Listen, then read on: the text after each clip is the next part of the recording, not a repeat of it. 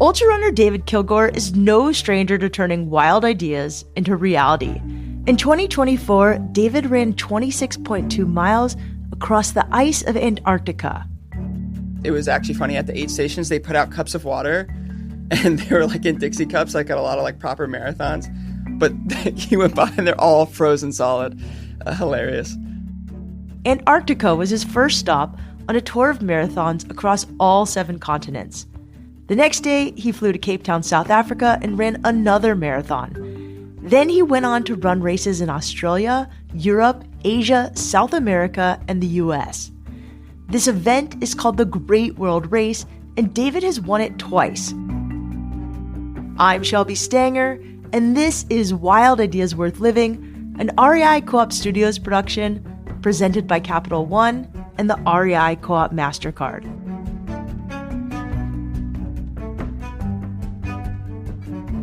David has been a lifelong runner, and in his 20s, he started competing in ultramarathons.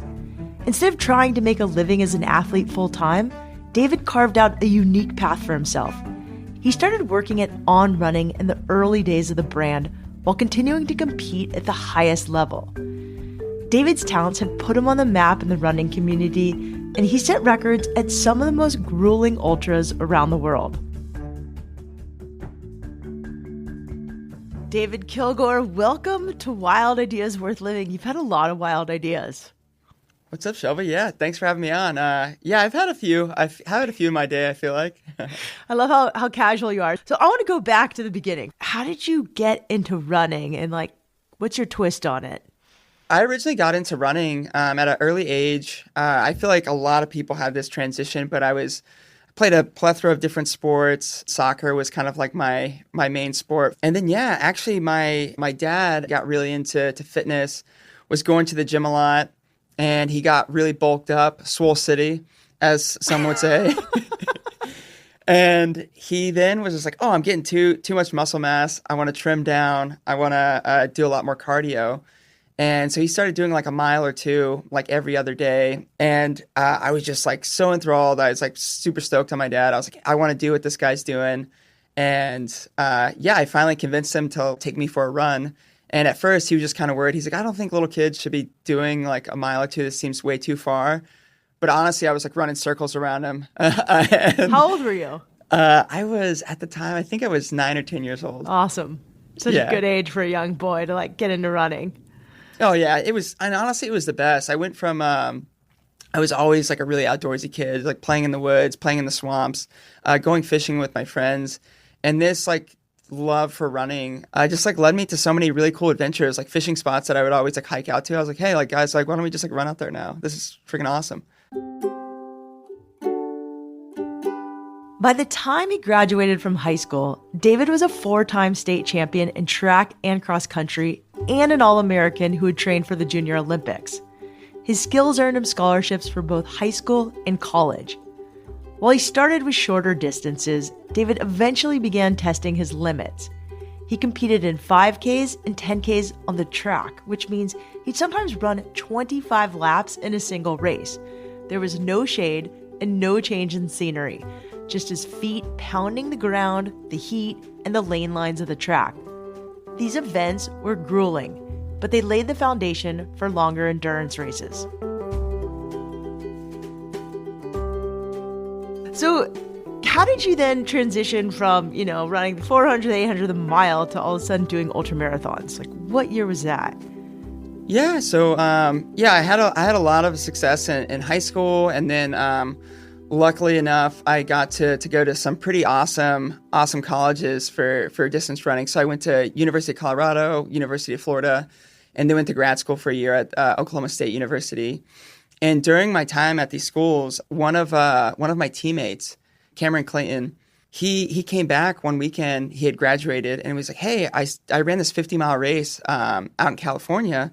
It used to be the North Face 50 near the Marin Headlands." And he was telling me all about it, and I was like, "Dude, this is the bee's knees. This is the coolest thing I think I've ever heard of in my life." And kind of after that, I just felt really enthralled. I was like, whenever I graduate, I really want to try this out to see if I'm actually into it, because 50 miles still seems really far. So what was your first time running, like a trail outside, distance-wise? So the first trail race that I actually did, I did a stage race in Chattanooga, in Tennessee, and it was right when I got to University of Florida, and I was running such high mileage at the time, so I was running like 140 miles a week, and so the stage race was like 60 miles over 3 days. So I was like, honestly, this is like kind of like my normal training, but I'm definitely putting in a harder effort racing. But so I was like, oh, this is a great thing to do. Just kind of like in between some of my training. It'll be super fun. I'll try it out. And I just had an absolute blast. It was all the things that I absolutely loved. I was like outside. I was getting to explore these amazing trails. And also just a ton of people were just like dirtbagging it, camping out for like 3 days. And you got to hang out with just like an amazing community of outdoor people. But then each day got to get up and kind of like push yourself to your own limits and then come back and hang out with everybody and kind of like chill, party, have the good vibes. So it was absolutely awesome. Did you win? I did win. Of course you did. I did win. And again, I feel like that was like a great sign because I truly do love being competitive. And I was like, this is great. Like, this is something I absolutely love. And I'm able to make the transition into this new field. And I'm kind of pretty competitive right away. But that definitely like slightly changed when I started taking on the proper ultra distances and definitely got like slapped in the face pretty hard. Can you tell me about the first time you got slapped in the face running? Oh, what that looked like? Yeah. So where was it? So I ran a 50K. That was my first proper ultra in Savannah at Tybee Island. It was a Rails to Trails race and it went pretty well. So I got through the marathon and then like the last 5 miles, I really started kind of like hurting, but overall really great. I was like, check the box, ran my first proper ultra. Then I signed up for this race called Rocky Raccoon in Texas. It's a 100-mile race. I get out there, and I run the first 20-mile lap, come through, and all these runner publications are like, or trail runner publications are like blowing up. They're like, this guy just like came through the lap, like course record pace, like this is bananas. He's gonna like set like a trail like 100-mile world record, yada yada yada. And I come through the next lap at 40 miles and I was just like suffering. I was like, oh my God, this is absolutely terrible. Like I'm not going to be able to make it through another lap. And I ended up walking like 10 more miles to make it to about 50 miles. And I feel like really became like almost like delirious. I was like laying down on a bench in the woods and I was just like absolutely destroyed. And I was out there for kind of like trying to get my way back for at least like 3 or 4 hours until I was able to get picked up and kind of like brought back in. But it was absolutely like sufferfest. And I had a whole new respect, I feel like, for what these people were doing in these incredibly far races and mountain races. And I just had a whole new respect for it. Those first couple of races taught David a lot about ultra running, but he wasn't sure what came next professionally or athletically. As he began placing in trail races and even secured a small sponsorship, it seemed like a promising start. Still, it wasn't quite enough to build a full-time career around running. He decided to change course and spent a couple of years working as a cameraman in the TV industry. The work was creative and fast-paced, but something about it felt incomplete. David missed racing. More than that, he wondered if there was a way to combine his passion for running with his experience in media. David had heard of the company On Running, which at the time was an up-and-coming shoe brand. He pitched them a unique proposal. He would be a sponsored athlete and also work on their marketing team. Luckily, it's a very entrepreneurial company, and also it was really young at the time, so they took me up on the offer. And I've been able to grow in a big way professionally with them. And also I've been able to grow as an athlete, which has been absolutely remarkable. And now I guess being in the position that I'm in and as things have evolved over the last 7 years, I've been able to put a lot of things that I've learned in my career while I'm now like negotiating for contracts with other companies that I'm being sponsored by, because I actually understand the full industry and the business behind it. So I know it's more or less important for companies when I'm pitching for sponsorship.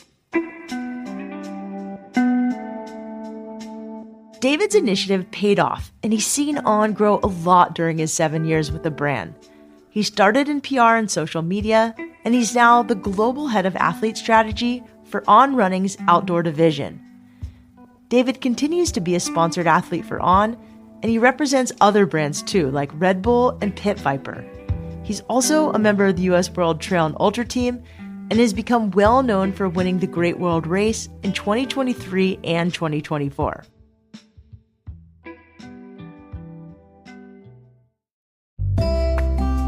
I've got great news if you're looking to get outside and go after a wild adventure this summer.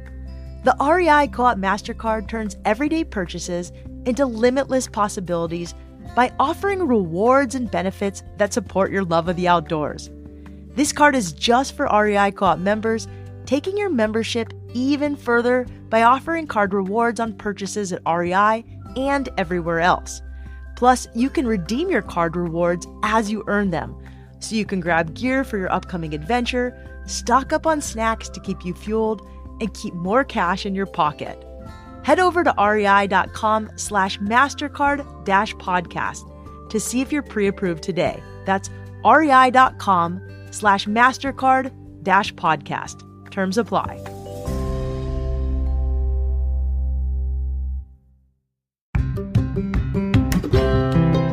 Hey, Wild Ideas Adventurers! If you're looking to elevate your trail running game, you need to check out Teva's Aventrail family at REI. Whether you prefer the airiness of a sandal or the support of a shoe, Aventrail has you covered. The Aventrail sandal combines the freedom of a sandal with the comfort and technical benefits of a trail running shoe. With its secure W strapping system made from 100% recycled materials, tiered lugs for confidence on technical terrain, and cushion hypercomf midsole technology, you'll feel like you're running on air. For those who prefer a more traditional trail running shoe, the Aventrail shoe offers a laceless design for easy on and off, along with the same great features as the sandal. It's perfect for tackling off-road adventures with confidence. Johnny and I have been taking our Tevas on adventures for decades, and I personally can't wait to try the Aventrail sandals on my local hikes and trail runs in San Diego this summer.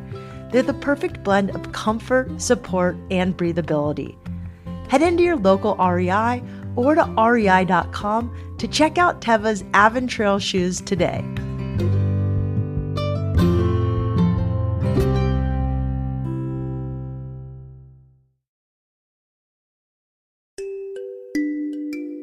Ultra runner David Kilgore has taken on some of the most demanding endurance races in the world, including the Great World Race in both 2023 and 2024.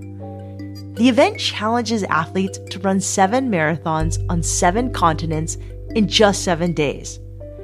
Last year's course included stops in the White Desert of Antarctica, Cape Town in South Africa, and Perth in Australia. The group also ran 2 races in Istanbul, one on the European side, the other on the Asian side. Then they went to Cartagena, Colombia, and wrapped up in David's hometown of Miami, Florida. So when did you hear about the Great World Race? The first time I heard about it was in 2017, I believe. And yeah, I was like, wow, that is like, sounds like the most amazing adventure I've ever seen in my life. And I just absolutely wanted to do it. And so I feel like it was kind of always a bucket list item. And then, luckily enough, in 2023 was the first time that I got to go and do it. And yeah, I absolutely had a blast. And again, I think my favorite thing about these types of races are more of the stage racing. It's just so incredibly fun when you get to go out, push your own limits, go after these like big challenges and push yourself physically. But then you get to come back, you get to rest, you get to hang out, and you get to be a part of the full group.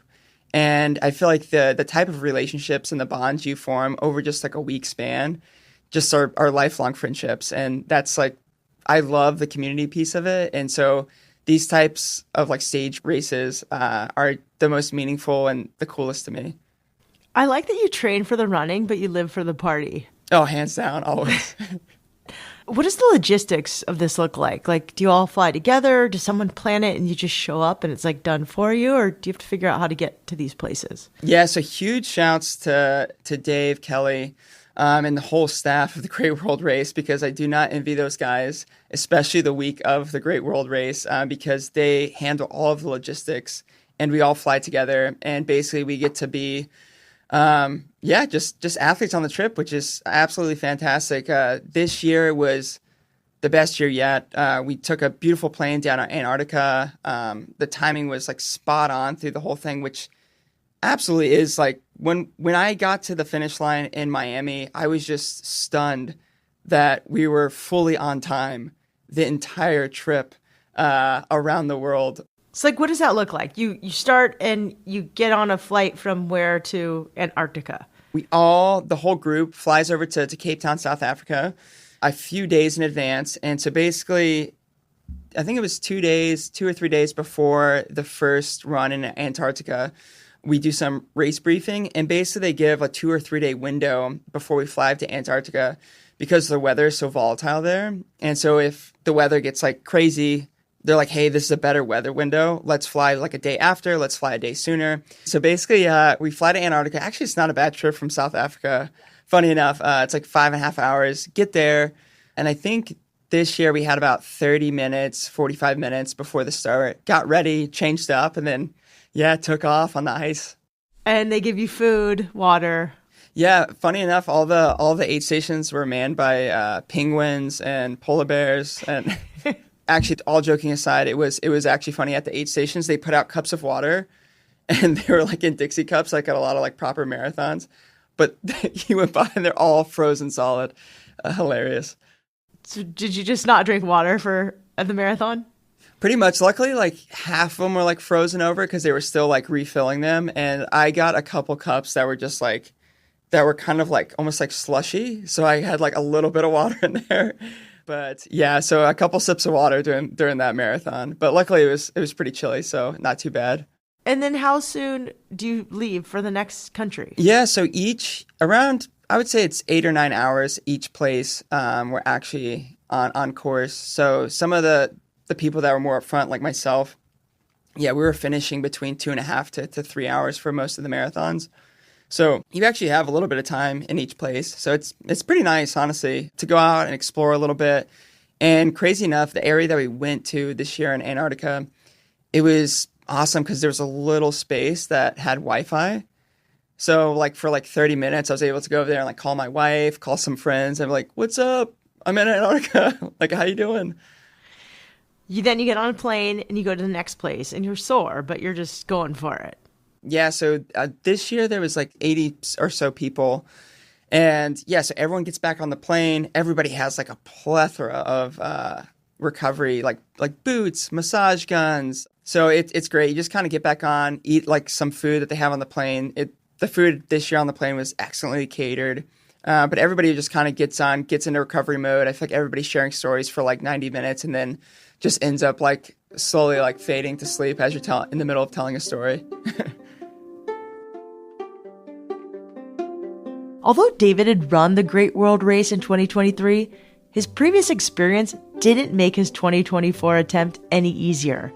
The travel was intense, and the constant shifts in climate gave his body little time to recover.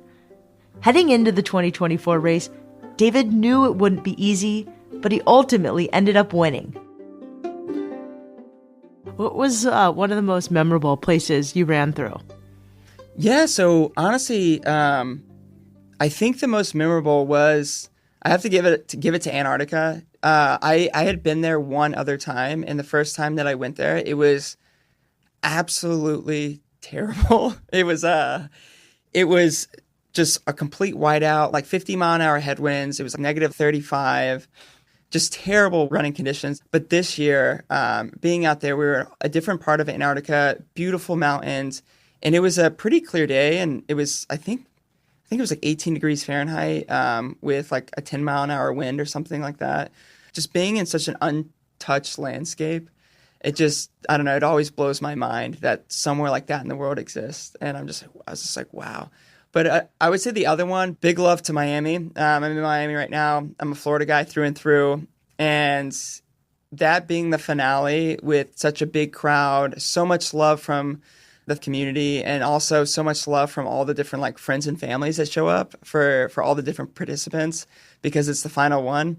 It's just so cool and so electrifying, like getting off the plane, showing up to the start line on the beach, and just like having this like wave of energy and people and love. It's awesome. It's the coolest. And I'm so glad that it ended there, selfishly, honestly. Did you even have to run that one fast, knowing that you were probably going to win the whole thing, or did you just kind of have to like run it and finish? I actually did. I actually had to move and groove on the one in Miami, because this year it was actually only one of my only, I would say, 2 or 3 running injuries of my career. But on the fifth one in Istanbul on the European side, my knee was absolutely like killing me. And so the fifth marathon, I pretty much walked the entirety of the fifth marathon because I was in so much pain.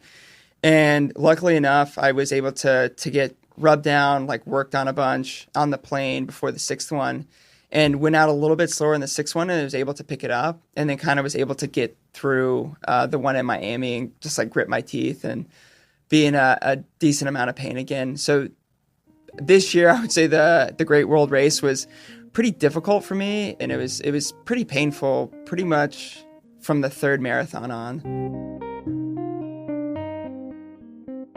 When David crossed the finish line in Miami, he clinched first place in the Great World Race again, averaging a marathon time of 3 hours and 23 minutes. Since then, he's been focused on building strength, staying injury-free, and dreaming up his next big adventures. This year, David's not running the Great World Race, but he's also not slowing down. He's currently deep in the Amazon, running a 7-day stage race through Peru and Brazil. In September, David will head to sub-Saharan Kenya to take on the 4 Rangers Ultra, a race that raises money for anti-poaching efforts. Running has been such a thread throughout your life, but what has ultra running and competing taught you about yourself? Honestly, I think it just like taught me to kind of like relax in a lot of different situations. What I love about ultra running and trail running so much is that it really breaks everything down, and it makes every person so raw because you're so exhausted. I always joked, like before I was going to go do like a huge adventure, that I was like, it's going to be a lot more relaxing than my normal life. And I think that's the case for most people, where you're just doing like, you have a million responsibilities in life, and you're running around and you're so connected all the time. And kind of when you get in these moments, you just get fully stripped raw, and you just want like the things that you need in life. So it's like, oh, like I want to be close to somebody. I want to hug from my wife because I feel so terrible. I need food. I need water.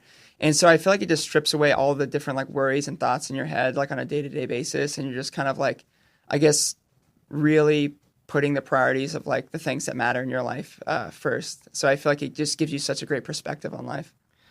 Yeah, people are pretty authentic when they're exhausted after doing an adventure. Oh, without a doubt. And kind of as I've thought about this over the years, I think such a big piece of what I found that I love about running, and I know I've touched on this a bunch, but just the people, the community, the atmosphere, because I don't think I've had more intimate experiences with people than when I've been running. Because again, you're going out for, maybe as now that I'm older, maybe it's a couple times a week, I'm going out for an hour run with some people.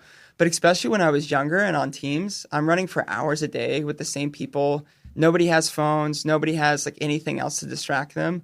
And you're just fully like talking or suffering in silence together. And it's such an intimate way to get to know somebody without distractions. And it's a really cool, enjoyable process. I really love it. If you want to follow along with David and learn more about his runs and adventures, check him out on Instagram at David Kilgore. That's DavidKilgore. Wild Ideas Worth Living is part of the REI Podcast Network. It's hosted by me, Shelby Stanger, produced by Annie Fassler, Sylvia Thomas, and Sam Piers-Nitzberg of Puddle Creative. Our senior producers are Jenny Barber and Hannah Boyd. Our executive producers are Paolo Motola and Joe Crosby. As always, we love it when you follow the show, take time to rate it, and write a review wherever you listen. And remember, some of the best adventures happen when you follow your wildest ideas.